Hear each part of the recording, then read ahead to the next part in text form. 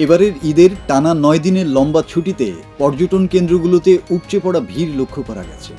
বিশেষ করে কক্সবাজার, কুয়াকাটা, সিলেট ও পার্বত্য এলাকায় নামছে পর্যটকের ঢল। বেশি জনসমাগমের কারণে নিরাপত্তা ঝুঁকিও তৈরি হতে পারে। এই আশঙ্কা থেকে এবার ঈদের লম্বা ছুটিতে বাড়তি নিরাপত্তা ব্যবস্থা গ্রহণ করেছে আইন শৃঙ্খলা রক্ষাকারী বাহিনী। পর্যটন কেন্দ্রগুলোতে চুরি, ছিনতাই ও ইফটিজিংয়ের মতো ঘটনা প্রতিরোধে থাকছে টহল, পাশাপাশি গোয়েন্দা নজরদারিও রয়েছে। সারা দেশের পর্যটন কেন্দ্রগুলোতে ট্যুরিস্ট পুলিশ ও থানা পুলিশের সমন্বয়ে নিরাপত্তা ব্যবস্থা জোরালো করা হয়েছে। ট্যুরিস্ট পুলিশ সূত্র বলছে, যে কোনো অপ্রীতিকর পরিস্থিতির প্রতিরোধে 3 স্তরের নিরাপত্তা ব্যবস্থা নেওয়া হয়েছে। যেসব স্পটে জনসমাগম বেশি হয় সেখানে অগ্রাধিকার ভিত্তিতে নিরাপত্তা জোরদার করা হয়েছে।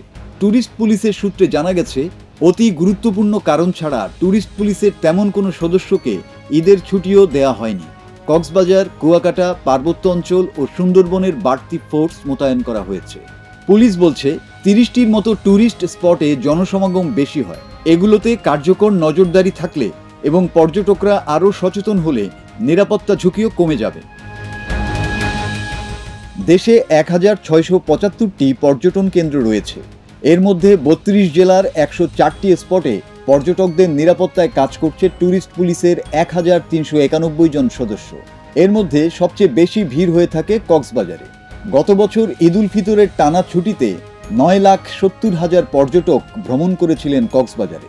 এবার শহরের 5 শতাধিক হোটেল, গেস্ট হাউস, রিসোর্ট এবং কটেজে 55% রুম অগ্রিম বুকিং হয়ে গেছে ঈদের আগেই।